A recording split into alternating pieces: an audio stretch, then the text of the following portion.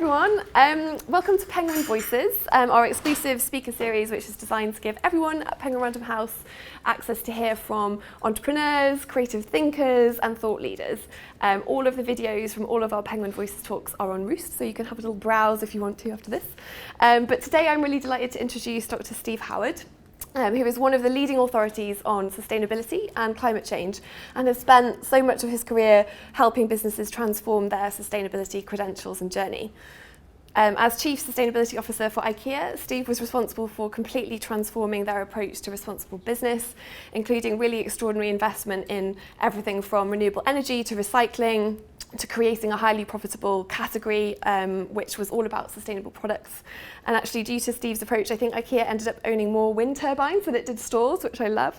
And in 2015, Steve also co-founded and currently chairs We Mean Business, which is a leading climate change coalition of organisations which help to support the Paris Agreement. And I think what I love about Steve's approach is that he so clearly shows that businesses can do what's right for society and do what's right for the planet, but that actually at the same time they can grow and be profitable. And at a time when I think every single one of us is thinking about what more we can do as individuals, as families, as Penguin Random House to help combat climate change and reduce our environmental impacts. Hearing your thoughts, Steve, and learning from your experience couldn't come at a more kind of urgent moment. And I can't wait to hear what you have to say. So please join me in welcoming Dr. Steve Howard.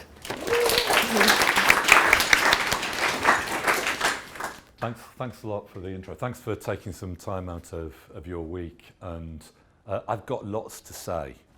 And originally I have a PhD in environmental physics and I love numbers. So I'm really sorry if you don't like numbers. You can just ignore the numbers. There's some stories in the middle of that. I'm going to introduce myself a little bit just for a bit of extra context on that. I'm going to frame how I see the sort of big megatrends this century. Some of this you'll know deeply, but it's just sort of the way I see it, and I think it's important in the way we think about things. And then I'll talk about what's happening and what we can do about it, and some lessons that I've learned about leadership. And we were talking over a cup of tea, Martina and I, just a little earlier, and we're all leaders today. Maybe it's the first rule. We're all leaders.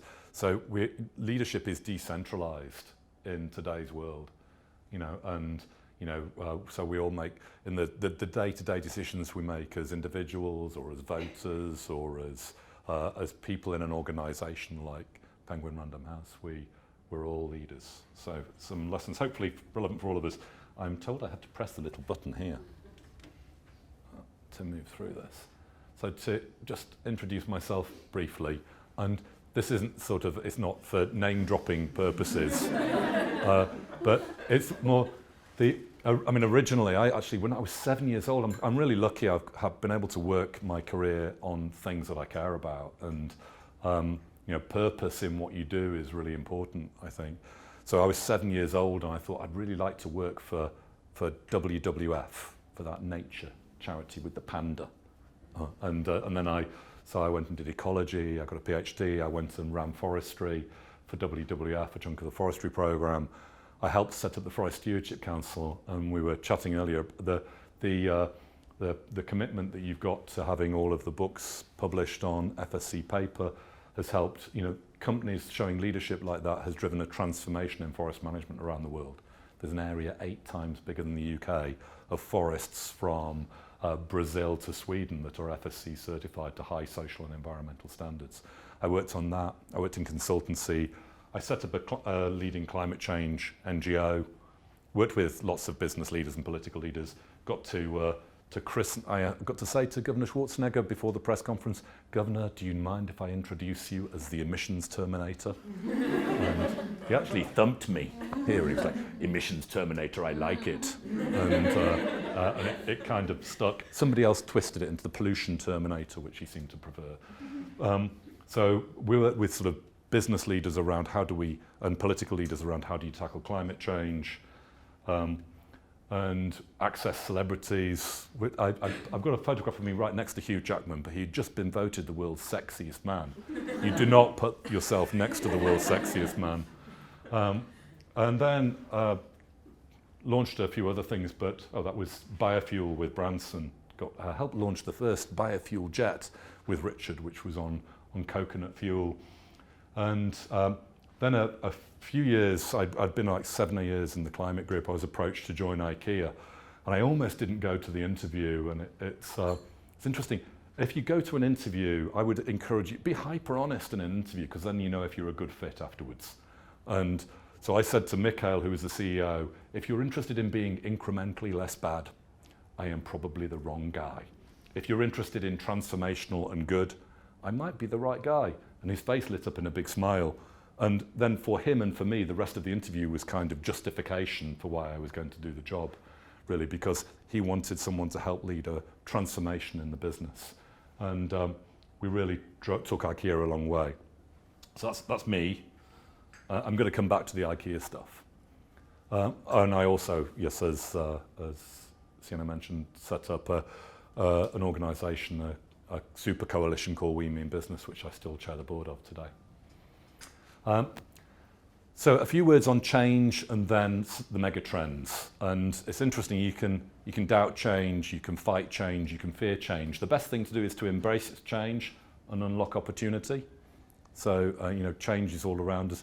There was a phrase that came out of Davos a few years ago, out of the World Economic Forum. It was so good I wish I'd said it myself, which was that change has never happened so fast and will never be so slow again. And if you think about that, the level of innovation and change in society today, it's really moving quickly around us. And so we all have to be dialed into the future and embrace change. But it's not the standard reaction, and especially super smart people. I have hundreds of examples of these. So we'll do a fight change one. We probably don't realise this, but 100+ years ago, here in London, if you were in the wealthy middle class, you would have got your ice potentially from Norway to chill your drinks or keep your fish cold. Or if you were in Brooklyn, New York, it would have come from the Great Lakes. Norway sold 1 million tons of ice. And then refrigeration came in and people were making ice. Instead of embracing the change, in the US they formed the Natural Ice Association. And then they had a marketing campaign to say the other ice melts faster, which was interesting. And their business was eclipsed quite quickly and went away when they had all the sales channels, the distribution, but the refrigeration ice makers and then people selling refrigeration came in. So it's very natural for people to circle the wagons and fight change. As we get into modern sustainability, this has happened again and again and again, and it will keep doing so. A few years ago, when I was leading the climate group, quite a long time ago actually, when most people weren't looking at electric vehicles, I'd spent time with Elon Musk from Tesla for a few days, with some other electric startup car companies, and you looked at it and you realised the fundamentals of electric motors were better. So I met with the chief technical officer of one of Europe's largest car companies and said, isn't the future electric vehicles? And he slapped the table and said, never while I am CTO of this business will we make electric vehicles. And he was right, because he's no longer CTO. So you can doubt change. And he was probably one of the best people on the planet to come to an opinion about this. But he'd spent all of his life making very good internal combustion engines, so he couldn't see through to the future. So we have to believe when change is all around us, actually radical things are possible. If you're a leader, this is sort of a good lesson. This is sort of Ingvar Kamprad, who passed away a year or two ago in his 90s. He came when he was, I think, 92 to the IKEA leadership team meeting, about 200 people, IKEA days. And he gave a spontaneous speech for 15 minutes, which was very well put together, no notes. And at one point he said, we're not failing enough. I want more failures. I will give 1 million krona prize for the biggest failure. And that's because Ingvar is a brilliant and fearless entrepreneur, had always embraced change. He'd always looked for the new, and he knows that the only way to really go after innovation and change is sometimes you have to be prepared to take a risk. So I actually nominated some colleagues, or offered to nominate them for the £1,000,000 prize that Ingvar offered for the biggest failure. Nobody wanted to be nominated for the prize. But it's interesting and if you think maybe it looks different in different businesses, but do you take on really edgy projects which may not be a commercial success, but you believe them to be important, and they're something that's new and distinctive and different? So failure looks different and risk looks different. We have to really drive change, you have to be prepared to risk failure. I think that you can define the future into 3 megatrends. There's a negative one as well called disconnected, but we'll stay on the 3 positive ones. Connected, crowded and clean. These are the megatrends that will sort of shape the 21st century. I'm not going to spend much time on the connected one. Just a quick thought. My grandma didn't realise PowerPoint didn't exist when she was born, and she makes it into most of my PowerPoint presentations still, but it's a personal moment if you think of history and change and how the 20th century changed. Radically different. So she was born in Manchester. There were 12 cities with 1 million people or more. There's 500 today with more than 1 million people. There was no flights, no telephones to speak of. Her house was unelectrified. The toilet was in the back garden. There were no motor vehicles on the streets. There was no civil rights. There were no votes for women. People lived on average 31 years. By the end of the century, had passed 70. The world changed incomparably. So as we think about this century, just when we come onto these 3 megatrends, we have to say this century we have more capacity for change. This century is going to be more radical, hopefully with tremendous positive developments if we address the major principal challenges. There's somebody called Hans Rosling. Who's heard of Hans Rosling here? Yeah, so there's fantastic TED talk from Hans. He unfortunately passed away a year or so ago. He talks about possibilists, and my son, when he was 10, saw Hans's TED talk and said, "Daddy, you're a possibilist." So, a pessimist thinks about the future and, despite the evidence, believes in bad outcomes. An optimist, despite the evidence, Brexit's going to end well. An optimist believes, despite the evidence, that they're going to have positive outcomes. A possibilist looks at all the many possible futures, then picks the future they want and works on that. So my 10-year-old christened me a possibilist, and I've embraced it ever since. Just on connected, I'm not going to talk about this very much, but it's about, as we look at the changes of sort of climate change, resource scarcity, we have to think of the new tools that we have around us, how incredibly connected the world is now, and the rate of innovation. I just was reading recently, there's the largest, fastest supercomputer, Summit, can do 200 quadrillion calculations per second. So if that was you by yourself doing a calculation per second, that would take you 6.3 billion years. Or it's 2 million laptops of computing power. Those are the tools we have at our fingertips today. So we have new tools to tackle new challenges in this connected world. And Eric Schmidt, the Google CEO, said a couple of years ago, ex-Alphabet CEO, he said that we're just before dawn in the era of the internet. So we feel like this is well advanced, especially the younger people in the room. You've always had these tools and they're just getting a bit better and more advanced, and they don't seem to be changing that quickly. Actually, that we're right in the early stage of this big innovation. Crowded, it's incredible. And when you think of some things, I'm going to connect back to this. We've gone, I call sometimes this is the era of the J curve, my first mathematical reference. So it's like a curve, everything, you can map everything onto this curve almost. Number of cars in the world, number of people, economic growth, plastic bags. You can put onto this curve that goes like that. And we've gone, it's been coined the Great Acceleration. So when I was born, there were 500 million people broadly defined in the global middle class. By 2030, that will be 5 billion. So in my lifetime, in a decade's time, we will have gone 10x the global middle class. We've had hyper-urbanization. We'll have had the global economy will have gone 25 to 30-fold bigger in that time frame. It's a breathtaking change. So as we've had the population more or less double in that time, more than double in that time period, but the people come out of poverty, which is fantastic for them and their families. This is now a middle-class world. We're just about becoming a majority non-poor world, when throughout much of human history we've been majority poor. So that's exciting for people, but it's obviously the pressure it puts on resources, and driving this J-curve is extraordinary.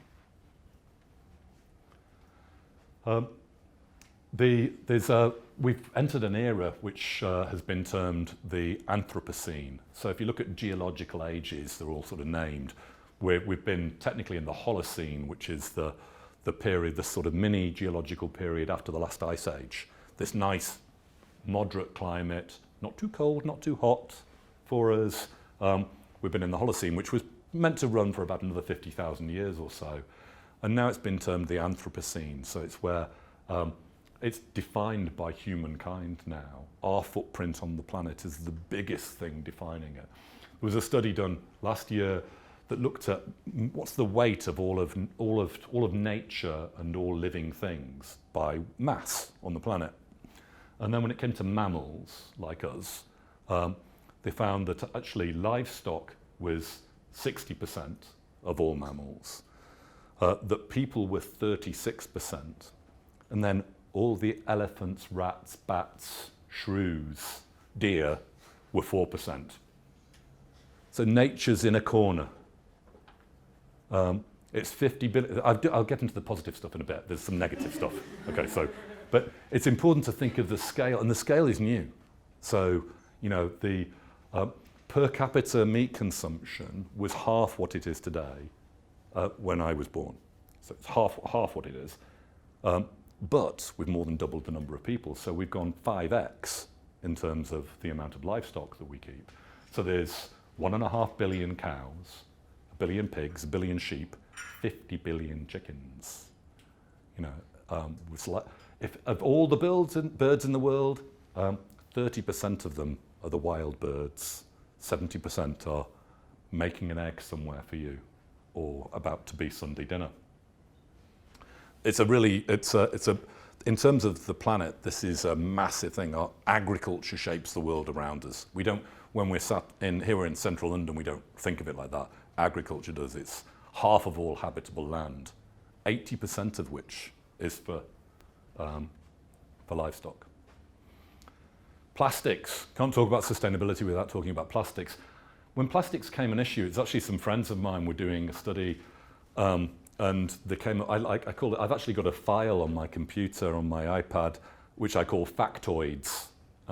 So I've not defined what a factoid. A factoid is a fact that tells a story and or carries an idea. And they were looking at plastic and recycling, and then they looked at the about 8 million tons of plastic that goes into our ocean every year. And then they calculated forwards because it's persistent and said, oh, wow, by 2050, there's more plastic in the oceans than fish. And that's a factoid. That tells a story, and it's like everybody's like, oh my God. And you think, well, is this new? And actually, because of this great acceleration, because plastic was, if you go back 60, 70 years, there were no plastic to speak of. There was some Bakelite, almost nothing. Now we produce our own body weight as humanity in plastics every year. And ineffective sourcing leads to it being, most of it's still not recycled, not captured. It's wild. It's out there in the wild. Half of it in landfill, but half of it's just out there, and ends up, a lot of it gets end up washed into the ocean. So we've got some big challenges. Climate, I've got a couple of slides on climate though. It's plastic in the oceans is not nice. It has consequences, and you can see, it's actually, I'm going to spend another minute on plastic. I'm obsessed about many things, but this one, it's raining plastic. I don't know if anybody saw the study. It's raining plastic because of microfibers. The tiny plastic fragments can get airborne. You can go to the remotest parts of the world now, and it's raining plastics every day. They actually looked at human waste. There was a study looked at human waste in 8 different countries. Every sample had 20 particles of plastic per 10 grams of human waste. So are we drinking plastic as And we're drinking, yes, we're drinking plastic. We're drinking plastic, we're probably breathing plastic. So it's a solvable problem now. This is a solvable problem. There's loads of people onto it now. There's an exciting set of innovations. So don't scream and run away. But it's shocking. I mean, this was not evil people doing this. This was just, I've got friends who are in the food industry who, plastic keeps food fresh, it's very convenient. We've all taken home nice salads or nice convenient meals. Look, it makes lots of things very practical for us. A plastic bottle of water, if you don't have microplastics in it, is a convenient way of getting water sometimes. But the problem is we've not handled the waste and we've been unaware about the consequences of the microplastics. And I think so this has exploded as an issue, but that's because we've gone really dramatically increasing the amount of plastics. The growth in the plastics industry means this is a new issue, relatively speaking. But an industry was actually thought, oh my God, there were sort of people, leaders in the sort of food industries and elsewhere suddenly thought, oh wow, we really didn't understand the scale of that. So anyway, I know I'm spending too long on that, but climate change. Climate change is an existential threat. So existential. There's not many existential threats, and this is one that was self-imposed. So existential, one that can basically end society as we know it. And I've spent a lot of my life working on climate change. It is interesting. That's not why I do it. It's because I think it's one of the most pressing issues facing humanity, and the clock's ticking on it. Literally, we've seen dramatic forest fires. My close friend lives in San Francisco and business partner, and it used to be a short fire season there in California. So when it was hot and dry, you had forest fires or a risk of forest fires. It's now 365 days a year, the fire season. You've seen a 4x increase in the fire area burning in North America since the 1980s. We've seen fires burning in the Arctic Circle. So you can look at all the different risks, the risks of forest fires, the risks of drought, the risks of extreme storms, the risks of sea level rise, and they are profound. And it's great that you published the Extinction Rebellion Handbook. Is a really good thing to have done, and you can see now it's people are campaigning in the streets about this issue. We don't have time. I'd be happy to come back if you ever want to do a deep climate session. We could do it. But on the science side of things, it's a deeply pressing issue that perhaps a couple of I'll actually do one more thing. I thought I had one more slide.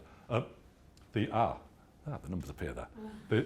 The sort of, if you look at the numbers, they don't sound consequential around climate. So we've warmed the world by 1 degree. I'm from Manchester. That sounds like inadequate, really. Yeah. But so the world was 14 degrees, the whole world, and we've warmed it to 15. The energy it takes to do that, the energy in the system that drives weather systems is extraordinary. That's why we're seeing a lot of extreme weather now. The 1.5 degrees, we used to think 2 degrees was about the safe limit where things started to get really quite dramatic afterwards. We now realise even at 1.5 degrees, we lose the majority of the world's coral reefs, even at 1.5 degrees, with knock-on cascading effects of that. There's well over 1 billion, it's about 1.5 billion people should have category and society defining climate impacts at 1.5 degrees.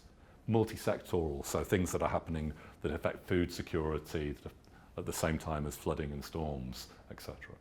So that number goes to 2.6 or so at 2 degrees, and it hits more than half of the world's population. 4.6 billion is the estimate at 3 degrees.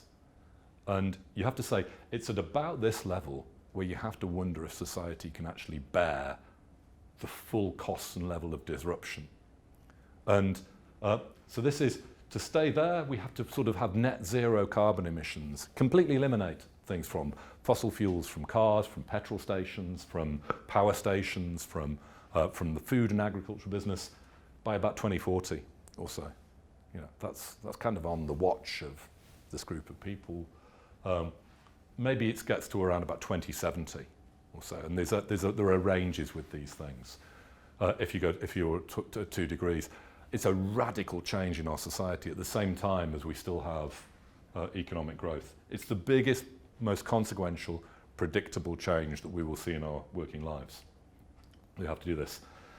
So I've got 5 transitions and 5 rules. Now the positive stuff. How do we sort this out? Why did we get there? And this is going back to what you were saying about in IKEA, of the things we do. On the transition front, there's a big energy transition. So our energy systems, and energy systems are kind of everywhere. It's invisible to us most of the time. You know, we switch the light on, we get in the car, we get on a plane, whatever. But energy is pervasive in the economy. Fortunately, what you don't realize is the amount of solar energy we get that drives our weather systems. Even wind's sort of a consequence almost of solar because it's from the weather systems. For a square metre around the world, it's on average, enough solar hits it to produce the equivalent energy of a barrel of oil every year.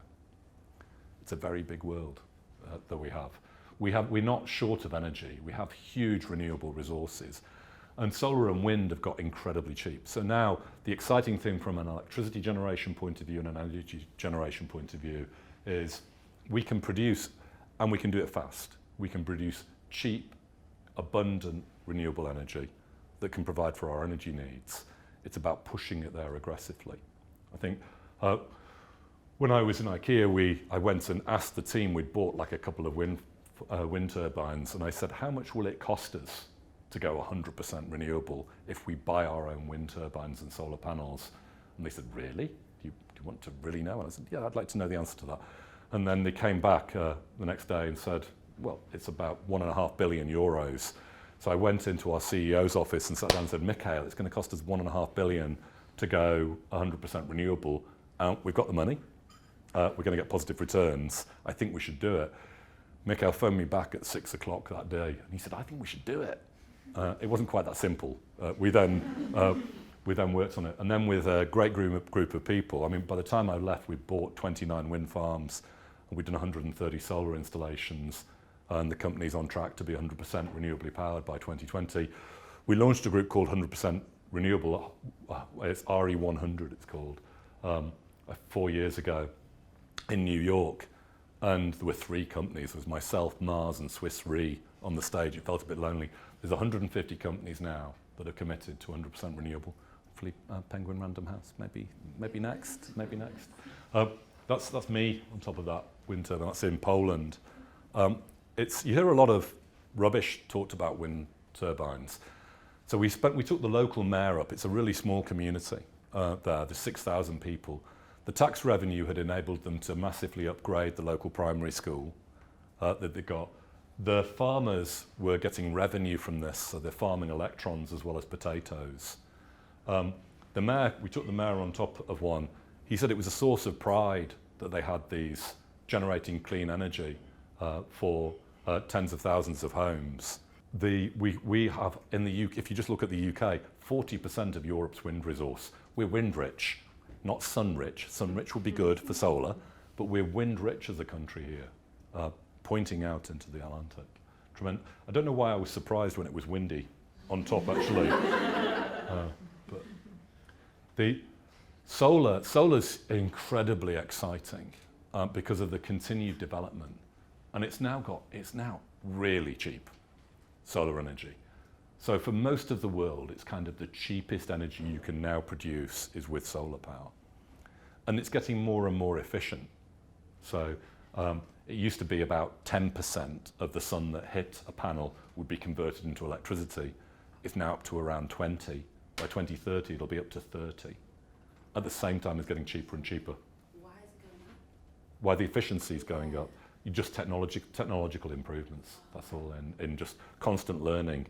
And we're going to install 70,000 solar panels every hour for the next 5 years. 3 billion solar panels will be installed. It's a very exciting time.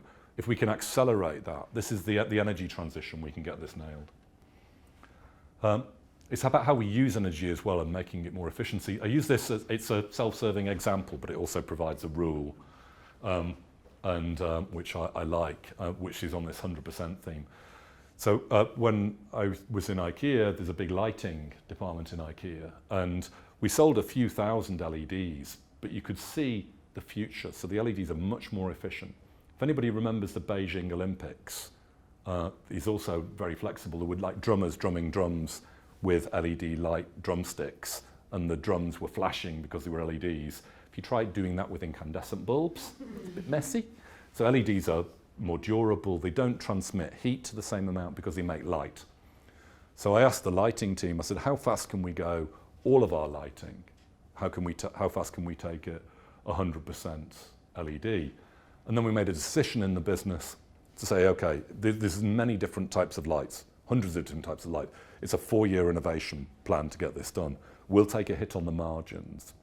We'll make these really, really affordable for people. And my favorite graph of all time, it literally is, I've got lots of graphs I like. This is my favorite one, has a crossover like this, and it was the crashing sales of compact fluorescents and halogens and the acceleration of sales of LEDs when we got to the right price point on them. And IKEA will sell 500 million LEDs by next year. And this was, we set a 100% target, so we didn't say we're going to change some bulbs, we're going to try and sell some. And it was a real learning for me, because then we made it clear. So if you were involved in lighting, you had to develop LED bulbs or we weren't going to sell it. And then you started to realize, we looked through targets elsewhere, you realize if you have a 90% target, then more than 10% of the people want to be in the 10%. Because change is painful.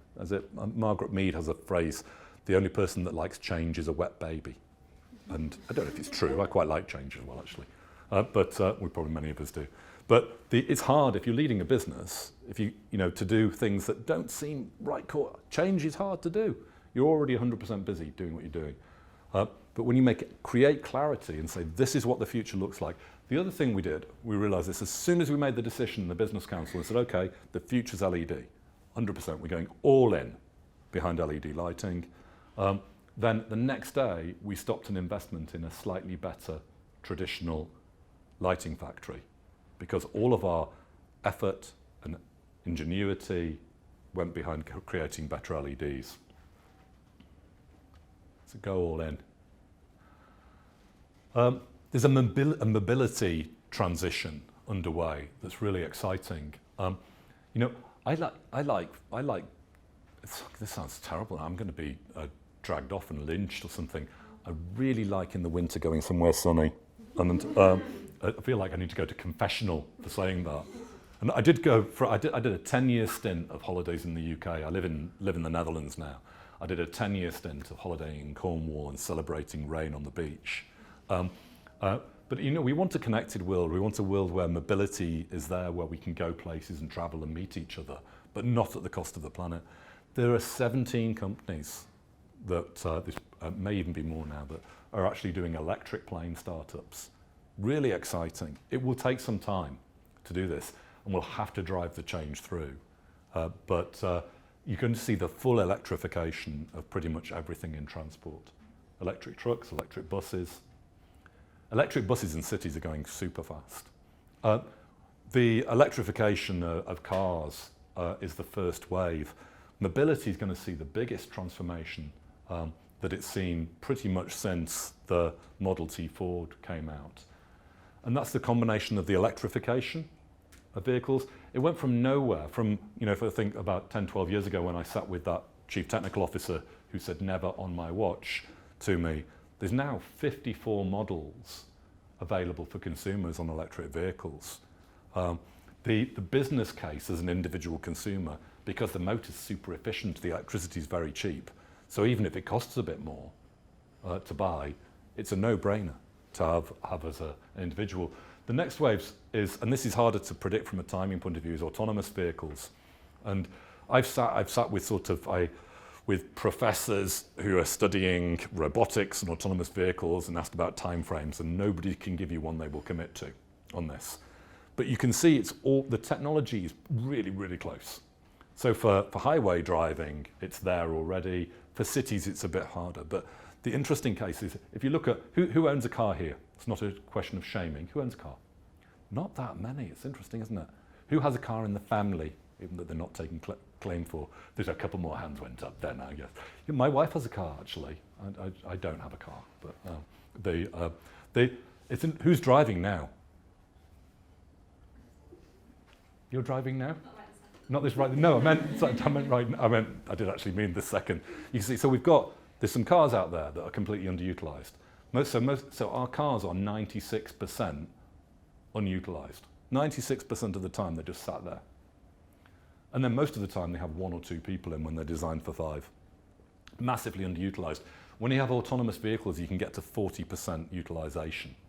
So you revolutionize mobility with electric autonomous vehicles. You make mobility cheaper for people. You completely demolish the ownership case.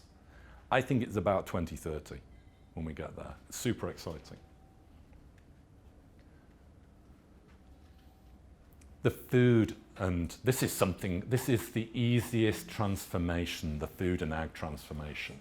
So when in IKEA, there's an IKEA food business, and I sat on the board of the IKEA food business, and there was a study that came out from the WHO that you may remember that said processed red meat is really bad for you. It can be linked to things like colorectal cancer. And it was like sort of like a bacon sandwich is like takes an hour off your life or something. So if you really like bacon sandwiches, maybe it's worth it in moderation. But we sold a lot of meatballs in IKEA, and so I actually went and met the leading experts on the planet to dive into this. And then I had an innovation team I'd set up in IKEA, so we had them working with the IKEA food business. And we said the least we need to do is launch a credible vegan offer that goes alongside this. So we launched veggie balls. It sounds like a simple thing to do. All businesses are conservative. And then with the food team, we had to work back to individual stores to work with the restaurant managers so that you presented the food properly. Because if you didn't train people and you had slightly dry foods or with a bad sauce, it was a disappointing experience. We sold 100 million in the first 9 months of the veggie balls. And it's a really exciting thing. So if you go back to the sort of livestock numbers now that we have, basically about 30% of the problem with greenhouse gas emissions is food and agriculture. The dominant part of that is livestock related. 60% of agricultural land goes to the beef industry. So I've given up being nice about this. Next time you have beef, feel ashamed. Unless it's a really special treat and you're deliberately treating yourself knowing you're not going to do it regularly. Because 60% of agricultural land goes for beef, which provides 5% of our protein needs. Yeah, it's we really can, if we eat much more plant-based diets, this doesn't mean you have to give up meat, but eat selectively, a little bit, eat some chicken, eat pork and beef and lamb occasionally, if you really must. And eat a much more plant-based diet. But the amount of innovation that's going on in this is very exciting. So we've seen Beyond Burgers. I think I've got a couple more. I've spent quite a lot of time with the CEO of Impossible Foods and with the CEO of, I'm going to try and have a Beyond Burger at Honest Burgers after this, actually, if I get time before I disappear. There's Oomph Burgers, there's Incredible Burgers. I had a tofurkey sandwich for lunch, actually. It wasn't bad, actually. It's really interesting. When you provide more consumer choice, then you get a feedback loop. We now have a feedback loop. There's increasing demand, there's increasing product, and the products are now getting to the point where there's no disappointment involved. These are great products. There's also a whole wealth of sort of vegan and vegetarian and flexitarian cooking with things that don't look like a burger coming through. This is leather from a mushroom, and if you actually look at leather's a really good material from one point of view. If you were explaining to an alien visitor came down, and we said actually, those shoes are. I'm sorry to pick on you. Those shoes are interesting. How do you get those? And he said actually we we grow grain, and we have these animals, and they take up 60% of the agricultural land of the world, and that's like 12 Americas or something. And then we take 40% of the grain we feed, and we feed that to them, and then we give them 4 times as much antibiotics as we give humans, and then we take them and we peel them and make shoes out of them. They would say, why the hell do you do that, really? And so actually a mushroom-based leather may sound a bit funky, but it's a lot simpler. So this is mycelium, the underground part of the mushroom. The world's biggest organism is a super mushroom, apparently in the Pacific Northwest, that's square kilometers as one organism underground, amazingly enough. These are fast-growing reishi mushrooms. They grow with a thick skin, the mycelium, the underground part. A mat, you can grow a mat that comes straight out. You could grow them in a mold, which would be a bit cruel to do with a cow. And so you can actually have preformed leather that's carbon positive, that uses almost no water, and soon coming to a handbag near you, or a pair of shoes. Really exciting. There's hundreds of companies like this. Milk and dairy, it's exciting. Who's had who drinks latte? Lattes, yeah. Have you had Oatly lattes? If you've not, next latte, everybody looks like this. It's amazing. Nobody had, like 3 years ago, nobody had an Oatly. I think it's really good. It's as good as dairy, maybe better, from an experience, personal preference. But there's Ripple from pea protein, this perfect day, which absolutely brews whey with yeast. So you have microbreweries rather than cows making your milk. There's a whole innovation approach. We'll also see a wave of, and initially this looks like it's like high tech, that's a long way from nature, shouldn't it all be in allotments? But what's incredible about this is LEDs have got cheaper. You can optimize the LEDs so they dial into just the right light recipe for the plants. You can then have 98% less water and 95% less energy producing solid vegetables close to market. There's a whole wave of innovation in food and agriculture. This connects to the sort of second to last, I've got 4 minutes left or something, transformation. There's a real scope. The study came out last week, actually, but I've been looking into this for a long time with many, many others. And the oldest technology for taking carbon out of the atmosphere is a plant. The biggest one is a tree. This is just a rewilding in the UK, which was done, just 5 years or so of rewilding. There's been a study which actually reckons we can take about 2/3 of the carbon out of the atmosphere by planting an area about the size of the US that's available as sort of degraded and marginal land.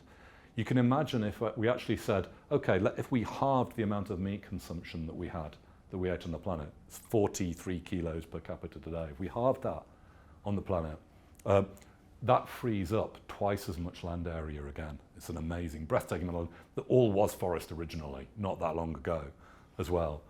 So our scope to actually reverse climate change through what we do with energy, what we do with mobility, what we do in food and ag, and the biggest forest planting. It's 500 billion trees.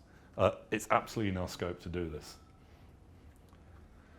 The last one I'm only going to touch on in the interest of time. I think the last sort of shift is from us as, instead of being consumers, we're experiencers. So, and I think the shift is underway, and it's enabled by digitalisation, where actually people don't necessarily feel defined in the way they did. People used to feel defined by the car they owned, the house they lived in, by the products they had. Now people feel maybe more defined by the social activities they do, the music they see, the things they do and experience, the food they eat. We're shifting into this way where we're rebalancing. It's not to say stuff isn't important, but we're rebalancing it where it's actually not the be-all and end-all for us. And I think that shift as we go, as you can see, new types of living happening. There's experiments with co-living spaces where people working in cities can actually live. They'll have a very small separate bedroom, but there may be communal living areas.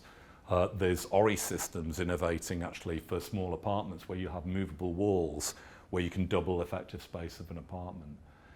You've got people that don't want car ownership. I was with the executives of a leading Japanese auto company and they said, our kids are in their 20s and they don't want to own cars.